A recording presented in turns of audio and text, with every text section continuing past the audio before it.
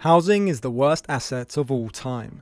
Even if property bubbles didn't destabilize the economy every couple of decades, you could still end up with more debt than the homeless guy on the street corner. That's right, the guy without a home could be more financially stable than you. How is that possible? Housing may be an appreciating asset, but that doesn't count for much when you're priced out of the market.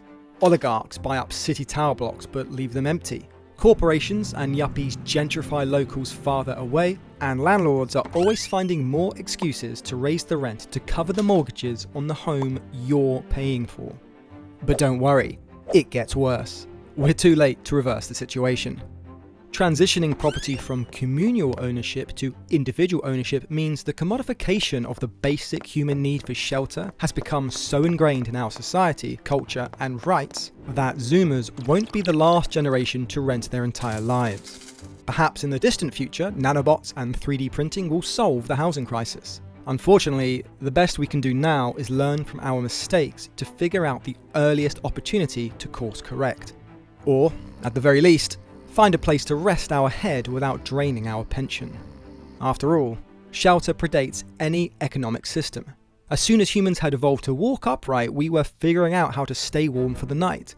But it was vital to keep moving. We're hunter-gatherers at heart. The longer a tribe stayed in place, the more likely predators would track us down. A saber-toothed tiger only needed to catch the scent of someone relieving themselves behind a bush to realize a buffet was waiting for them.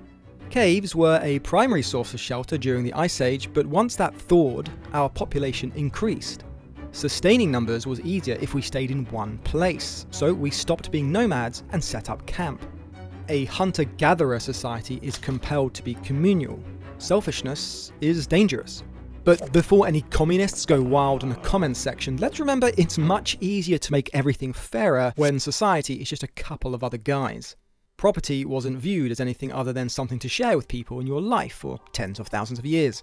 Little did our ancestors know that homes were going to become more important to society than home owners. It's time to learn how history works as we work out how housing became an asset. This week's video is sponsored by Surfshark.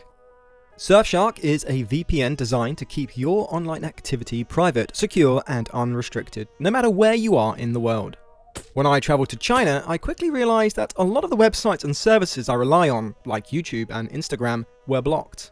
That's where Surfshark came in.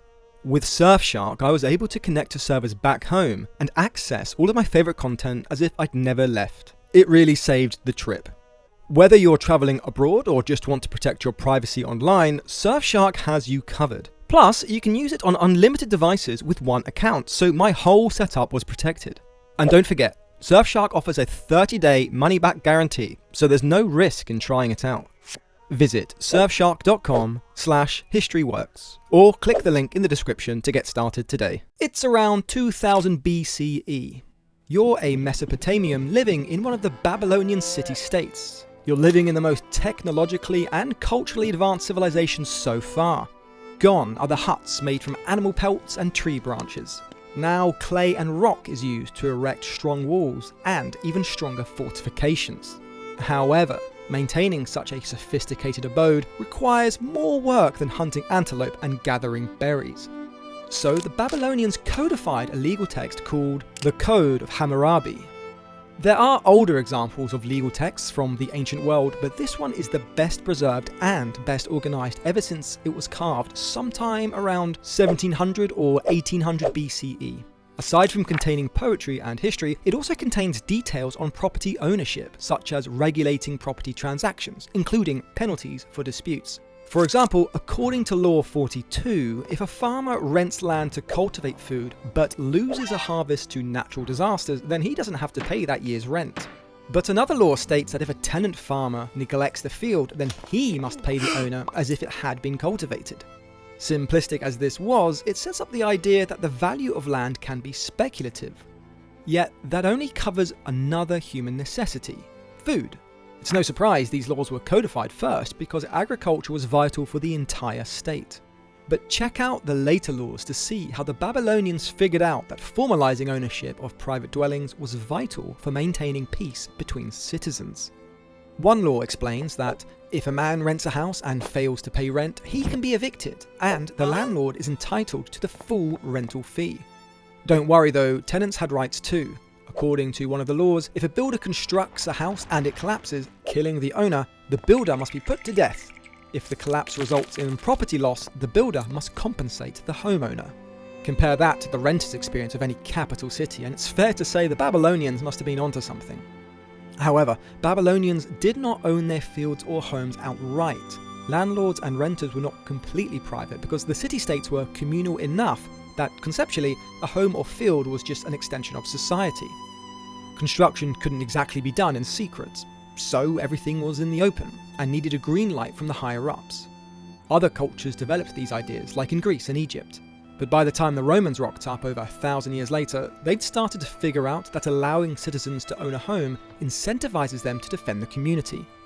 The first step was the legal concept of dominium.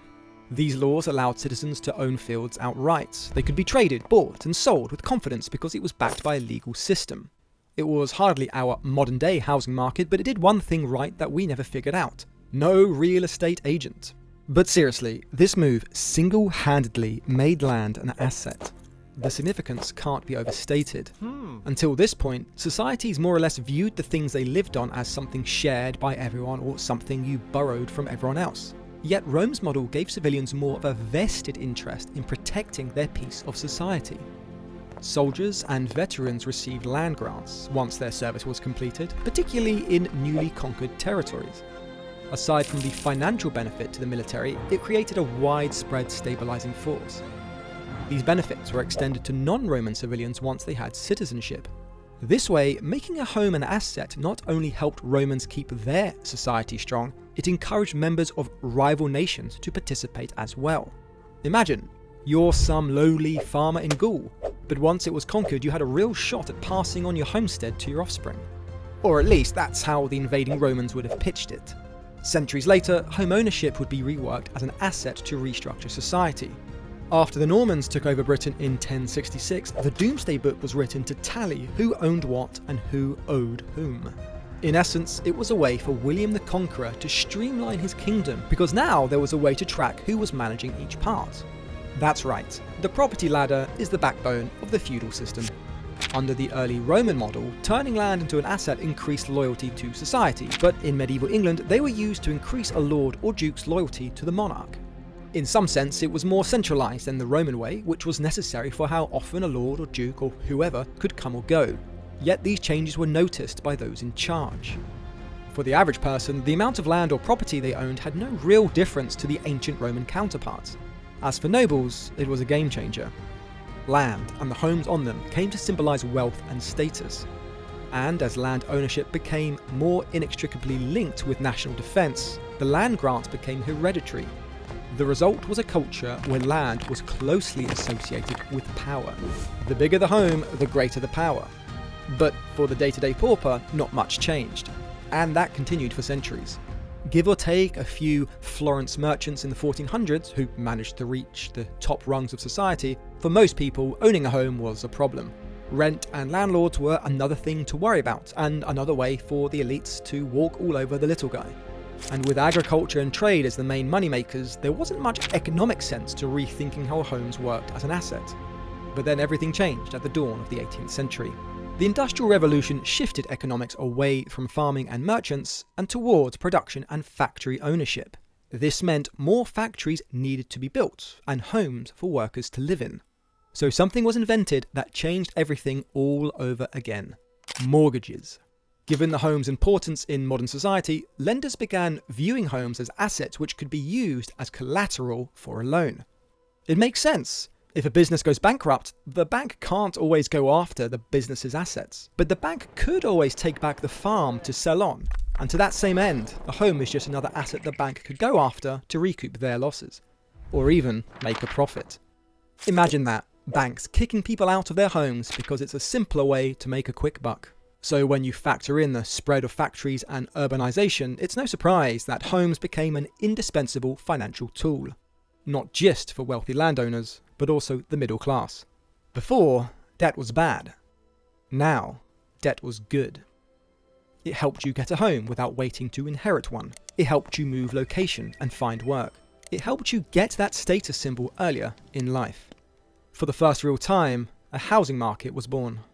It would still be a while before the house flipping we see nowadays, of course, but things kicked into overdrive during the 20th century when devastating wars and crumbling empires spearheaded nation rebuilding. And the post-war population booms compounded the demand. The result? Urbanization picked up pace to create far more densely populated areas than ever before. Take a look at what happened in Japan. After World War II, Tokyo's rapid urbanization was unprecedented. In 1900, the population was around 3 million, but by 1960, it was closer to 10 million. In 2024, it had grown to around 37 million. That's a lot of homes to build, which means there's a lot of assets to be owned, bought, and sold. As you'd expect, there's a direct correlation between urbanization and the value of real estate. Building vertically was cheaper than horizontally, so tower blocks and skyscrapers were the logical way to house more people. Yet most people living in these don't own the building, they just rent a part of it. This meant landlords or local councils had more control over the private citizens they rented to. So even vast metropolises like London and New York have fewer homeowners than inhabitants. No surprise, but the people living in the richest areas own their homes. But as cities became hubs for financial institutions, business and commerce, the demand for homes just keeps getting higher. Every time people move into urban areas, developers compete to build housing but often struggle with demand. The knock-on effect is lower quality materials, drops in living standards, and a wider wealth gap. Tragically, cost-cutting has claimed many lives, such as the Grenfell Tower fire in London, which came to symbolise the stark contrast between the haves and have-nots. And as for the buildings that are in good shape, the rent is as crazy as you'd think it is. What gets worse is that a lot of new builds aren't commissioned or traded with the expectation to create homes. No doubt you've seen plenty of empty office buildings whose owners would rather wait for business tenants than offer a 6-month lease to a young family. Now that real estate is one of the most prized assets on the planet, it's integral to every business empire. So even if not renting out a perfectly good apartment complex loses money, it would be propped up by another side of the company. China is a great example of this. Its property boom in the 1990s was a consequence of a move to more market liberalisation. Before, land and housing were firmly in the hands of the government. Technically, land and housing is still in the hands of the CCP, but leave that aside for now. The point is, retooling homes as an asset to be exchanged on a market boosted the economy and the wealth of the elites. Shopping malls and amusement parks are just another page in a billionaire's portfolio, and garner more revenue than any urban development build. Today, China's real estate market is one of the largest in the world. At the start of 2024, total sales were about $147 billion. And that's after the market had a slump. And other rich nations have a similar setup. In 2023, the USA's real estate market accounted for about 12% of the annual GDP. But those are just the highs of real estate. As we all know, the lows are very low.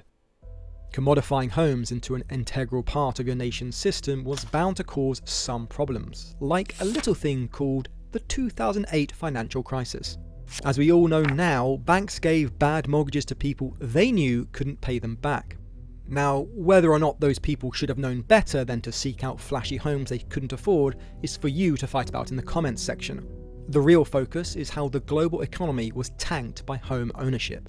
By treating homes as a purely financial asset, it highlighted how dangerous speculative bubbles can be. Remember that homeless guy who might be more financially stable than you? Well, after the 2008 crash, he might have been more financially stable than some countries. Surely, people would think twice about using real estate as a wealth-building tool after that. Not quite. Housing shortages and lower living standards show no sign of slowing. On average, 277 people move out of New York City every day.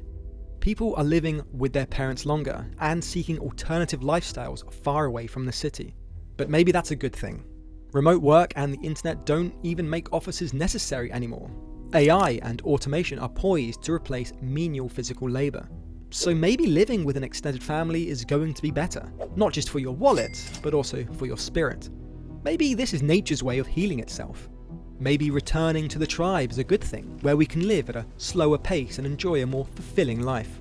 Or maybe that's a coping mechanism because the harsh reality is that we've created an asset-focused world where there isn't any space left to call home.